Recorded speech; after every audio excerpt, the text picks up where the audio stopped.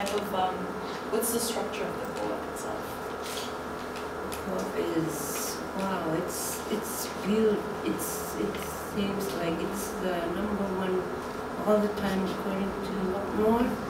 Everywhere in Baffin Island, it seems magnificently. Hey, we're going all the way next time again. It's everything's going great. Yeah. Amazing. And Marcia was telling me a bit earlier that you work there pretty thoroughly throughout the week, right? From Monday to Friday or something like this? So what does your week feel like when you're at the studio? You go in and you just work on drawings? I'm excited to go back and forth for the week and for like maybe even for a month, like going to go back for another one to go drawing. Another drawing, yeah, in order to make it appear somewhere else. Do you work on several drawings at the same time, or is it only one piece at a time? One piece at a time. Okay. Like not knowing where they started, what they're going to do about it. Like they pick up the people from up there where they have that creative about being from the crop where they usually work up to another one and another. Like it's far better for them sometimes. The managers and the co-managers. And you're how many people working there together? Changes every day. Yeah. Okay. And how many people are members of the co-op? And Paul can help me out, as I mentioned. The co-op, and like it isn't just the arts co-op, like the co-op obviously owns the store. Yeah. They used to own the gas station, that kind of thing. So anybody that's over 18 can be a member of the co-op. And I think the number of artists that are within the co-op changes like quite a bit. Okay. But like 28%, so 1,500 people live there. 28% of the working age adults are artists. But there's the graphic artists, which are printmaking and drawing, but then there's sculptors as well. So there's kind of two things. And some people, if they're doing, like Steve and I, there's a lot of people like Tim Pitziel, there's a lot of people that do larger drawings and then they have to do them at the co-op. But people can just go get their paper and work at home too. Oh, okay. So sometimes there can be 10 people working together in one room. Sometimes Sue will be the only one in that room and somebody will be next door. Okay.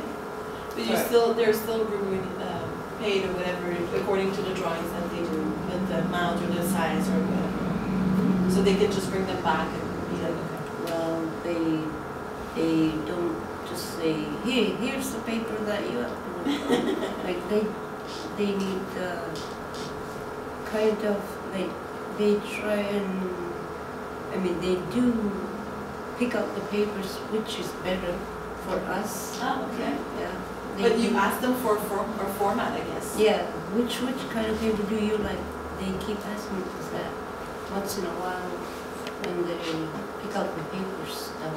So let's say for something this big, you're the one that was like, because this is obviously not a traditional format, so you were like, okay, give me something that's this wide or this big. And then they're like, yeah, sure.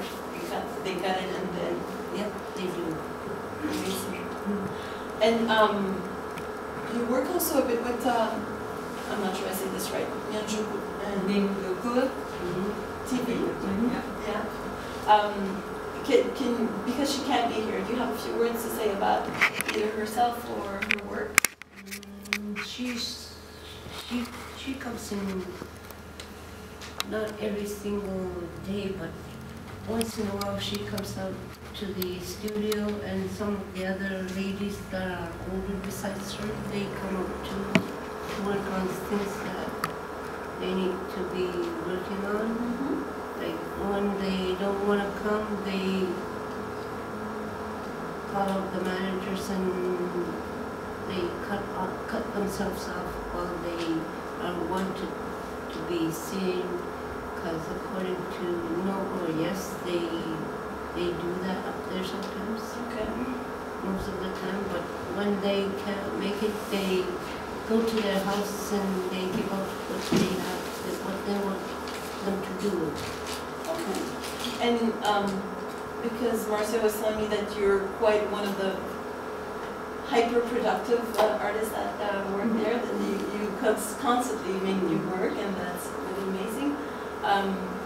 Do you know if Teevee also has a really large production, or is her work more a bit yeah, a bit more like something like normal. Like, yeah, normal. You would be like here, Yes. and her would be more stable. Okay, that's good to know. And so how did you feel, I mean, Stephanie would be more, obviously more at ease to ask you about this, but how did you feel seeing both of the work come together? Do you feel they work well together, or is there some relationships that you can see? I think everything's normal about everything what we do up there. Yeah. Like according to separating them, each one of them. But then again, they do come out the way that Bill wants them to do, or all. Oh, which or are past, managers? yeah. Okay. Or the managers at the gallery, like what they want to show people, Yeah. something like that. Mostly one another. Yes, of course. And in this case, seeing them here in Montreal together, the selection that was made. Your work with Ning's work. Do you like seeing your work with Ning's work? I do. Like I do want to see them, but we get to go the other way around with those ladies. I do want to work with those, but sometimes they just can't make us work together the way that they can. So in the studio, you like working with Ning, but all the other women too? Yes. So, would you like to tell us about some of these works specifically? Do you have some of, and at the same time we're showing other work. Obviously we can't show everything here, but Stephanie made this selection of images that we're showing at the same time here of some of your past works. But in the galleries there's some, we can talk about many of them, but is there some particular works that you would like, maybe I would personally like to know more about this one that's on also the invite and on the promotional stuff we have, and a lot of people have been asking questions about this one because it's mysterious and funny and has all these things going on in this image. Do you want to tell us a bit about it? I don't quite know how to explain some of them. I think Do what you can. Do what you like, can. I would have to see the cameras again according to what I do sometimes, and according to the funny part.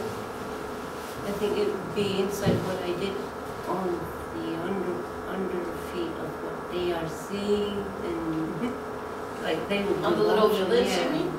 Yeah, where they're sitting on a bench and they would not know what they are doing, and down there they would be something like people staying there while they are up there not knowing what they are being at. And what's going on with all the different symbols that occupy their faces? Are they possessed too? Yeah, something like that. Yeah. Mostly like being possessed in through the pencils and the ink lines and the colors. Like, trying to learn about how it's translated into being possessed. Yeah. Well, the one guy has spider eggs for an eye, and then 2 birds for an eyebrow, and a mussel nose, and there's all different colored eyes. And one's like half beast, half man. Like I would be thinking of Linda Blair most of the time, but then again, she would pop up like that for sure, or make us pop up like that once in a while. Yeah. Linda Blair's from The Exorcist. Yeah, that one. Yeah. And this comes from your love of horror movies, but also from your past experience. Yes. Can you tell us a bit about how this this love for the fantastic and horror and French movies that Marcia was telling us goes into your drawings in what way? In the way that I would be watching another one besides that film that we saw, I would probably try and conquer it again.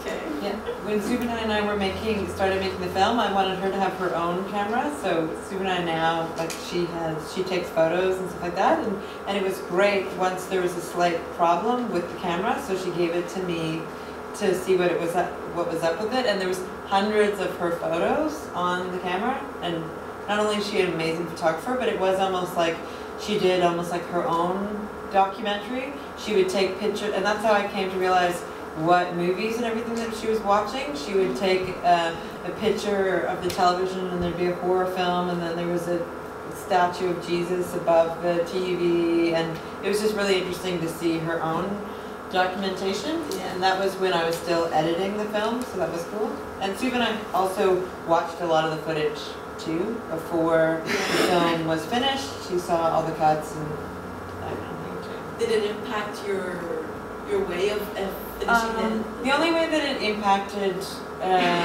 me was that as Shuvinai and I got to know each other more, two things started happening. Shuvinai is obviously incredibly fluent in English, and so when we didn't know each other all that well, she would only speak to me in English. But then as we kind of became friends, she would switch on it like very fast between English and Inuktitut, because a lot of her friends she would speak Inuktitut to. So she would go back and forth and tell me these long stories, and then kind of say, "You got that, Mars?" And I'd be like, "No, I don't." But the funny thing is that I would always understand what she was trying to say. So I kind of used the Roland Barthes like approach to photography and like if something within a photograph pierces you, like the punctum. So I had to choose what to get translated. I had hours and hours and hours of footage that went back and forth between English and Inuktitut, and I couldn't get all of it translated.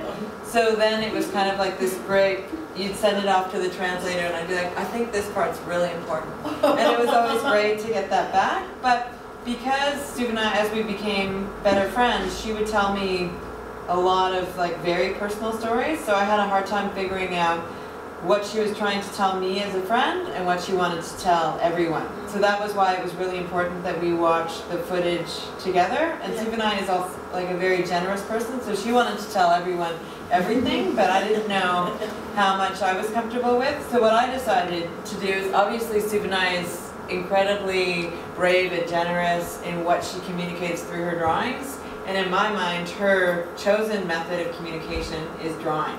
So any story that she told me, if I looked through the archive of her drawings, if I could find that she had essentially told that story through a drawing, then that went in the film.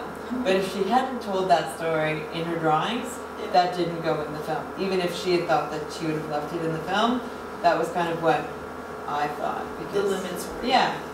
That's a good way to go. Yeah, and then it was, Steve and I did come to Toronto when I was editing, so she got to see parts of the film too, which was really cool for me, because anything that I was worried about, she could kind of watch this and Exactly, yeah. give her.